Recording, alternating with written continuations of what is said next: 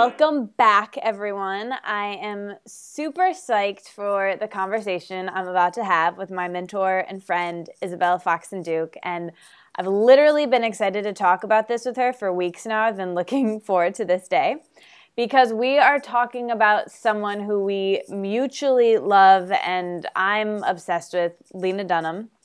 So ever since I read the body section of her book, I've been hounding you, Isabel, for your thoughts and opinions and just really want to chat it out with you about this. So most of you already know this, but Isabel is my mentor, my friend, my emotional freedom from food guru. She's an expert in that space. She's a positive body activist. And I'm just body image activist, and I'm just so excited to talk to her today about this. So let's dive into the book. So there's a chapter in her book called Diet is a Four-Letter Word, How to Remain 10 Pounds Overweight by Eating Only Health Food. And even that sentence says so much about Lena and the book. And it's, as usual, she's so honest and shares her food journals and her struggles with body image. And I heard her say in an interview that chapter was the most difficult for her to write, more so than sharing her mental health issues, more so than sharing about sex, all of it. And she said because she didn't want to share these struggles with the concept of perfection and didn't want to put herself in that category that so many women are in or have been in at one point or another in their lives. It's almost inevitable in the society we live in. So I would just love to start there with some of your initial gut reactions to that chapter of the book and kind of what you think it's going to do for the millions of people who are reading it or have read it. Yeah, it's really funny that original title, How to Stay 10 Pounds Overweight Eating Exclusively Health Food, or whatever she said. I mean, ultimately, and this was kind of my overall synthesis of the chapter, was that Lena Dunham has some really poignant little sound bites in this chapter that are incredibly meaningful and for which the implications are huge, that she doesn't even necessarily, I think, fully understand herself. She just experiences them. Yeah. And she's explaining something that she's finding through her own personal experience without even necessarily like understanding like the science behind it or, the social politics behind it totally fully, although she definitely certainly knows some of the social politics behind it and is more aware than your average actress for sure. Mm-hmm. But she'll throw out these sound bites of her experience that, I mean, seriously are like they're huge deals that we like really need to be talking about in full. And she'll just like throw out a sentence that is like, has just wild implications beyond what she even really goes into explicitly in the chapter itself, right? Which I guess is appropriate for memoir style writing. So that particular sentence is so interesting because obviously, I mean, what it really kind of highlights is that, like, you can be various different weights regardless of the types of foods you're eating or even how much you're eating. Weight is a really, really complicated metric that isn't so straightforward always as calories in, calories out, or even how healthful you are, right? Like people can be healthful at a lot of different weights. Right. So there's a lot of different implications just in that one sentence that I think are pretty interesting. So I kind of loved that. Yeah, it's interesting what you said there about how she would just talk about her experience with these things that so many people can relate to, but then the commentary on it wasn't really there. She was just kind of putting it out there, which I think is helpful in a lot of ways because it makes people feel not alone and like, oh, okay, she deals with this and she's still really cool and, that's great. But do you think there could be any detrimental effects of her being so real and putting out her calorie counts and her journals in this way? Or do you think, for me, it was helpful, again, like I said, to not feel alone. But do you think it could go the other way? I mean, I guess theoretically, if somebody is like actively, I guess theoretically, like seeing somebody's calorie counting charts could be triggering for somebody who's fully in a compare and despair mode and absolutely not even looking for like the greater point of the chapter. That being said, I think that the way she describes it, she's pretty clear that she is being a crazy person around food, and she's very clear that she's feeling like a crazy person around food. It's obvious that she's not promoting or encouraging these behaviors. Like, she is basically publicly condemning these behaviors in her own way. So, I mean, I would say that generally speaking, this chapter is not necessarily I don't see it as being harmful so much. I think it's definitely more on the positive side of things. That being said, I don't know how explicitly helpful it is either. I think it's kind of neutral. Like she said, she's not offering a lot of commentary. She's not giving people resources for how to break out of this, really. She's not really explaining how to end the cycle. You know, I don't know anything about Lena Dunham's experience, but like from reading this, like I would have no reason to think that she's not like that this isn't still like somewhat of a struggle for her, right? Like she's not coming at this from the angle of I was feeling this way and I broke out of this and I'm on the other side now and here's how you can too, which I also really appreciated that she didn't come at it from that way, because she's not really qualified to do that, and I think she knows that, and I think she's sensitive to that, and she's deciding to come at this book from the angle of I'm going to share my experience and help women not feel alone and bring attention to a massive cultural and social problem that's happening in the United States. But I also think that it would be crossing a boundary in some ways. I think that it would be kind of ethically like irresponsible for her to be claiming to have the quote answer for it herself. Yeah. So I think it's good that, you know, in some ways I'm glad she didn't offer an answer that may be problematic, right? If you're not qualified in offering an answer, don't offer one. That being said, she did not offer an answer necessarily. So it's not like reading this book is necessarily going to, you know, help you overcome, you know, your food issues.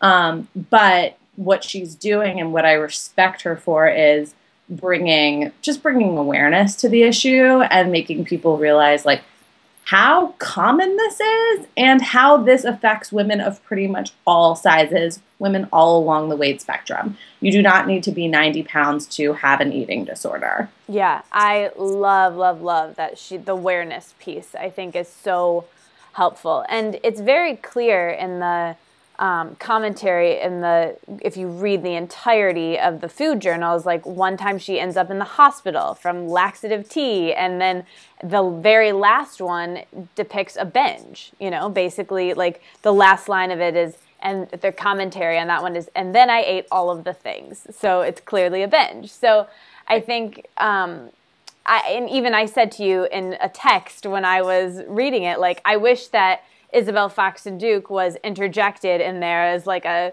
sidebar of, okay, this is what she goes going through her head. This is how she kind of came out of it. And that expert kind of came in to take the memoir to be a self-help healing book, you know? I would absolutely love to like sit down and have a conversation with Lena Dunham about like how the both of us could use our powers for extra good and like really give people solution to this as opposed to just awareness. Although, again, mad respect to Lena Dunham for creating awareness, which is what she's really capable of doing given her position. Well, let's just put that out there to the universe, to the internet, to the YouTube. Yeah. Lena Dunham, if you're listening, work with Isabel. Let's make this happen, because I think it would be awesome. I've been manifesting it in my mind for a while now. So, too. Yeah, it's gonna happen in the new year. Another thing she says in there, and it's interesting. You said, you know, in the book she doesn't really claim to have gotten to the other side or really put much commentary around that at all. However, I have seen in interviews and in some of her book trailers, she does talk a bit more about really loving her body and being very body positive and kind of, yes, talking about coming on the other side. And I heard her say in an interview some of the things that she credits with shifting out of that very obsessive, crazy around food journal entries that she talked about in the book were being too busy to count every almond and having an amazing boyfriend. And that was really helpful for her. So, and I've seen that in a lot of the cases with people that I've worked with and friends of mine who have been very orthorexic, but then and crazy around food, and then a boyfriend or a romantic relationship does really help shift them out of that because they're like, all right, I'm so into this, I can't do that anymore. Do you think that that's a valid way to shift out of this? And do you think it sends a message that that might be one of the only ways to shift out of it through a romantic relationship? Yeah, I mean, that's sort of like the caveat there, is that that's certainly not the only way, nor is it a guarantee. I mean, I think that ultimately what she's saying is sort of like, I started to get my self-esteem hits from other shit. You know, like I started to feel good about myself because of the work I was producing and because I was receiving love from another human being that I found sexy and that I respected. So, I mean, yes, those things like help you sort of change your self-image, right? And body image and just general self-image are very, very highly linked and related. However, you can have an awesome career, have an awesome boyfriend, and still struggle with body image stuff very deeply. A lot of my clients fall into that category. Mm-hmm. And you can be single and unemployed and love your body. Yeah. You know, so it's not really sure those things can be helpful. And I think those things are often helpful for people struggling with body image issues for reasons that are pretty straightforward and obvious, right? Like if your self-esteem is being built up in other ways that you deem important, then that's going to just help your general like sense of self and just general confidence overall. Also, I think a lot of the reason women want to be thin to begin with is because they think thinness will mean getting them the great job or the boyfriend, right? Getting them the, entertainment career and the relationship. And basically what Lena's experienced is, I actually don't need to be thin in order to get those things, which is incredibly empowering. Also, I think I just want to point out, like, because I feel like we don't really talk about this too, I certainly don't talk about this too much with people, but I think it's super important, is that Lena also makes it very clear, like, she was actually pretty body positive before she fell into that really crazy eating disorder period of her life post-college. She describes herself as a pot-bellied riot girl in college, and a person who ran around fully owning her body as sort of like a feminist, position for a really long time before she even became, started like counting almonds, as she says. Yeah. And I think that's sort of like a good reminder of like I think is sort of this, this pressure and this desire to use weight control as a means of attaining social status really can happen to anyone at any time, depending on what's going on in their life and sort of what sort of social influences are happening to them and around them at any given moment. So I just thought that was really interesting, as like the idea that like you actually can really love your body and like feel really good about your body and sort of fall back into that behavior or fall into it for the first time if you're triggered by something culturally or emotionally or whatever. And I think we just have to be like aware and conscious of that possibility so we can kind of protect ourselves from those pitfalls. Yeah, I love the positive example of that she gives, which is, you can have all of these things and be any size. I love that she's a positive example for that. And then going off what you said there about how she was pretty relatively body positive and then came out of it and then kind of went back into it. There's a line in the book, and I don't remember what it is exactly, but basically she says that she'll never approach food in the same guiltless, free way that she did in college after working with a nutritionist, and she looks back on those days fondly. but she thinks, you know, she'll never be able to get back there. Do you agree with that? Or do you think it's possible to get back to that intuitive way, guiltless way of being around food? I do think that it's possible. So I'm going to go ahead and disagree with her there. You know, I've experienced that. I've experienced like feeling like I can't. First of all, I'm going to back up for a second. I really, really appreciated her saying that, because basically what she's saying is like, once you know information and are conscious of information, it's very hard to unknow it. Yeah. And I think one of the hardest things for women to sort of like grapple with, and sort of one of the hardest things that women struggle with when they're kind of coming out of dieting, is I literally can't not know how many calories are in a slice of pizza, or how many calories are in an apple, or how many calories are in a piece of cheese or whatever, because like I just know this information. It's like knowing a language. It's like, how can you not, when people say, a lot of my clients struggle to not count calories in quotes, because when they see food, they see calories. It's like, when I look at a piece of bread, I see 100 calories. That's just like what I fucking see. That's how I think about the world. That's how I experience life, right? And how can I change that? And that's how I used to be. I used to not be able to look at any foods without seeing numbers. Like I translated the visual experience of food into numbers in my head in a quasi-automatic fashion. Like it was kind of out of my control at that point. And yeah, I do think that you can actually break out of that. I think it takes time. I think it takes time to start to sort of just develop a new habitual way of thinking, a new pattern of thinking, right? Like I don't look at food. When I look at foods today, I don't see calories at all. Like I see like, how's that going to make me feel? Is that going to make me full? Is that going to make me sick? Is that going to make me feel good? You know, that's sort of how I look at food today. But I've trained myself into that, right? Like I've been practicing looking at foods that way for a really long time. And also I'm very conscious of like, when I was first making the transition, every time I would notice myself counting calories almost without my permission, right? Like counting calories or being aware of like some specific like nutrition facts without my permission, I would literally stop myself. Like, oh my God, stop. Like, think about anything else. Like, think about something other than food right now. Like, just don't go into that thinking pattern. But, and there's sort of a lot of ways that that can be done, and a lot of ways that that can be handled. I do think that people can redevelop their sort of carefree attitude with food.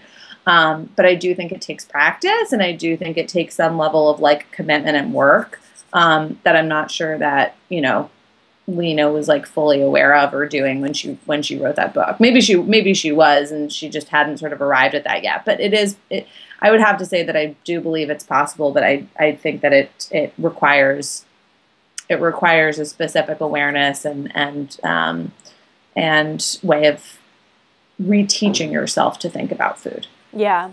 I want to highlight the practical tip you gave there about, because I know for myself, this is something that I deal with and struggle with. Like if I do go to that place of counting calories or, you know, counting health benefits or something like that, doing that exactly piece of work that you said of just shifting and thinking about something else immediately and just being like, that was silly, I'm back. You know, oh, you just did your old thing again. Now is the time to change. And I love that tip. And I would bet that Lena finds herself doing that now. You know, I bet when she wrote this book was probably, you know, the publishing process takes so long. It was probably a couple years ago at least. And, you know, that part of the book at least. And so she probably now, you know, same thing is like, that's silly. I don't have time to deal with that. I'm going to think about HBO and the Emmys or something else. Yeah, totally. So I love that. And so shifting a little bit about all of the things that Lena does to society through how she portrays herself in the media. Why is it so important? And you've spoken about this. I've heard you speak about this before, but why is it so groundbreaking what she's doing, especially for the medium-sized woman? And could you talk a little bit about the medium-sized woman in Hollywood? Yeah. So basically in Hollywood, there's really only been historically two sizes that are represented in any sort of capacity. Obviously, you're just straight sized, traditionally thin, traditionally perfect bodied actress or actor who's usually playing the sort of actual key roles of interest, where these people actually have personalities and characteristics of their own, and they're not defined by their bodies. The other role that we see a specific body types playing is occasionally we do see fat people in the media. So we're talking about like plus size and beyond, like explicitly plus sized or beyond, who are very much pigeonholed as being fat, and being fat is part of their character, meaning regardless of who they are in that particular film or movie, being fat is like a specific identifying marker. It's usually discussed as part of their role in the film in some capacity. It's brought up, it's mentioned. And there's, in the trailer for Fatitude, which is a documentary about this topic that hasn't yet come out, but the trailer's out, and the trailer's very interesting in and of itself. One of the experts and speakers in that trailer basically talks about, we see like a few different roles for fat women that are common. Things like, the fat best friend who isn't getting the guy, but who just plays sort of like a supportive role to the thin main character who's experiencing all the romantic drama. We see, fat people in general just being pigeonholed into specific kinds of character roles associated with fat bodies in a very sort of discriminatory fashion and biased fashion. So what Lena Dunham is doing is basically, she has just completely broken out of various molds. First of all, Lena Dunham is not, her body type is sort of in the middle. She's a medium-sized woman. She's not the obviously fat character who needs to be talking about her fat all the time in order for audiences to kind of, quote, accept her. But she also is not thin. She certainly talks about this occasionally in the show. This is something that comes up as part of her experience of living, is like sort of like what it means to not have the stereotypically perfect body. But also, she's certainly not characterized by her body either necessarily. She sort of like is in this like gray area. And she's sort of like, which I think is a lot of women's experience, right? Like most women fall kind of in that category. What's interesting about her as a medium-sized woman also is that she is a main character. She is a primary character. She's the star of the show. She's not, she's certainly, which is different than a lot of like actual fat characters are portrayed in movies. Fat characters are almost always character actors. They're never like the lead role, almost never. So there's a lot of different things that Lena Dunham is doing just by being herself in Hollywood and not forcing herself to be one or the other. I hear a lot of like there's this new sort of trend in the modeling world for like natural models or curve models. And basically these models are models who don't fit into straight size modeling opportunities, and they also don't fit into plus size modeling opportunities. They're kind of in the middle. And there's this whole trend of like, I exist too. Like, can't I have a body that's not plus size and also not a size 2? And I think Lena Dunham is sort of, in some ways, part of that trend. I mean, this is a huge conversation. Like, I feel like I'm just kind of rolling off the bat right now. I could talk about this for a really long time. There's a lot of things going on with sort of the implications of what Lena Dunham is doing, totally without even trying. And I want to say that I don't know if Lena Dunham is explicitly making a statement about what it means to be a medium-sized woman, or like, is she explicitly trying to make a statement about body image necessarily in her depicting Hannah on Girls? I don't think she necessarily is. I think she's just, by being herself, breaking a lot of molds that Hollywood pigeonholes women into. And in doing so, she's sort of highlighting how aggressively kind of sexist and just sizist Hollywood in general is, which obviously a lot of actors, female actors, are talking about in greater and greater degree as time goes on. Yeah, and I think that's why it's so effective, because it's not intentional. And I think that's really beautiful. And there's probably one of my favorite lines from the book. Again, I'm not quoting it exactly, but she's talking about showing her body in sex scenes and just being so open with that, and showing sex in a different way, which again is a whole different conversation, but not the type of like romantic comedy way of showing it or the porn way of showing it, but way more real. And there's a beautiful line where I think she's on a college campus and some like skinny, super skinny teenage guy is like, thank you so much for showing your body like this. It makes me feel better about mine. And she was just like, yeah, you're welcome. And I think that that's just a really beautiful message to take away from this. And I think all of what you shared, Isabel, was really awesome. And I guess my last question for you would just be, how can people walk away from this just a little bit more aware of, you know, female comedians talking about weight and body image, and a lot of times that's self-deprecating. And you've said before that that's just a product of their environment and it's their experience in society. So they might not be super body positive, but at least they're talking about it. And you've said before, too, that using humor in your own life can be really helpful with that. So can you leave people with just a little bit of how to kind of walk away from this conversation a bit more aware of what they see on Girls or the Mindy Project or anything kind of in society?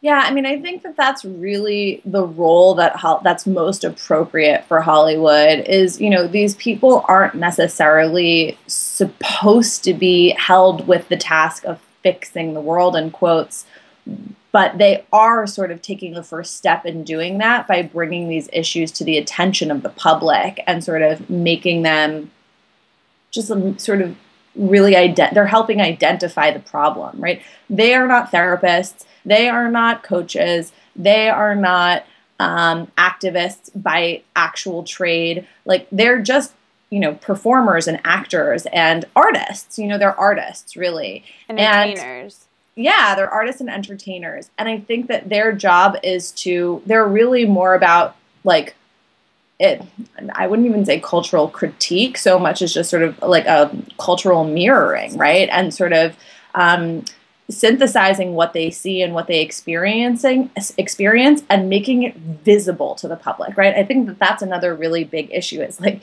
when you think about how many women are struggling with these issues, it's not mirrored, it's not made public. Most women are struggling with this in silence and shame. Mm-hmm.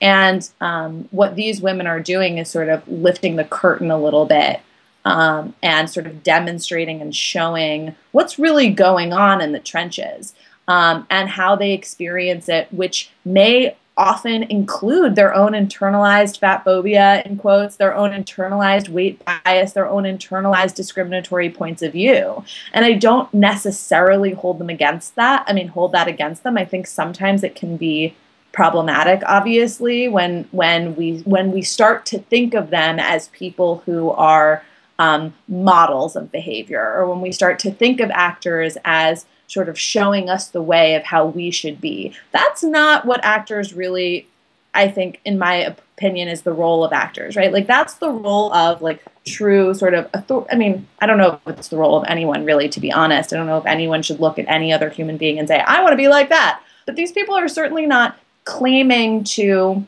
I hope, and I don't think Lena is at all, are not claiming to be necessarily models of how other women should be acting or should be feeling. They're just sort of bringing attention to the situation by talking about their experience as women living in bodies in a culture that is incredibly aggressively shaming towards women who have bodies. So that's sort of my take on that. Is I don't think that we should necessarily be looking at, you know, self-deprecating humor that women make around body image issues as modeling. I think what they're doing is helping women feel not alone in those feelings, but more importantly, they're just making visible a problem that is generally being hidden by a, you know, giant curtain, and most women are experiencing silently in their closets. Yeah, I think that piece is wonderful about what they do and the awareness that they're bringing to these issues. But just to keep in mind that, firstly, they're entertainers and they're just role models by default because they're public. So right. It's hard. It's hard, and I think Lena Dunham's talked about this in interviews. It's hard for an entertainer to really grapple with and live up to the expectation of being a role model by default. Yeah. Lena Dunham says she's very conscious of the fact that she's a role model by default, and she tries to do her best to be a positive role model for women. At the same time, you know, these people are not authority figures on body image issues. They're not authority figures on eating disorders. They're not authority figures on how to overcome your food issues. And they're definitely not going to do it perfectly, if at all. Yeah. So I think that we need to stop I mean, it's hard because I think, yes, people are going to look at celebrities and see role models because that's just what they see being modeled to them, period. That's the only thing they see being modeled to them. That's why women feel the pressure to be thin, because they see all of these sort of like, you know, really successful women all looking one specific way. And so that is just being modeled to them, and they want to be like that, like you said, by default. But I think Lena would probably agree with me based on what I've seen in her interviews that that's a challenging position to be in, and not one that any entertainer is really capable of doing perfectly. I mean, if at all. I mean, that's not why they were hired. They weren't hired to be role models for women. They were hired to be, like you said, entertaining and just appealing on camera and good artists. Yeah, and that's what they signed up for, not the other piece. And I think there's also a line in the book where she says that, you know, purely by being different than the norm, she gets more attention for that. And she says, like, people wouldn't be asking what it's like to show your body like that to Blake Lively, but they do to her because it's different. And I think that the best thing that she's doing for society is showing that there's another way, showing a different type of body type being successful, having love, having all of these accolades, and I think that's really beautiful. So, agreed. Hats off to Lena. Totally agreed. I mean, as far as role model, I really wish that we could start to veer away from thinking as celebrities as role models in general, because again, I don't think they're like necessarily qualified or equipped to like, you know, hold up to that expectation. That being said, on the spectrum of, you know, celebrities, I think Lena Dunham is doing a pretty fucking awesome job at giving women something positive to live up to, just by being herself on camera and in her life. She might not be doing that perfectly on the body positive side or on the food side or on any particular social side. But overall, I think that she's doing a really, really great job of just letting women feel like it's okay to be yourself, period. And that's what Lena's doing. Yeah, she sure is. So hats off to her. And hopefully in the next video, maybe I'll be interviewing you both side by side and we'll all be hanging out. Let's manifest that, right? Manifest, yeah. Thank you so much, Isabel. Thank you to everyone for watching, and hopefully this is just a little helpful commentary to the stuff that you've been watching and reading.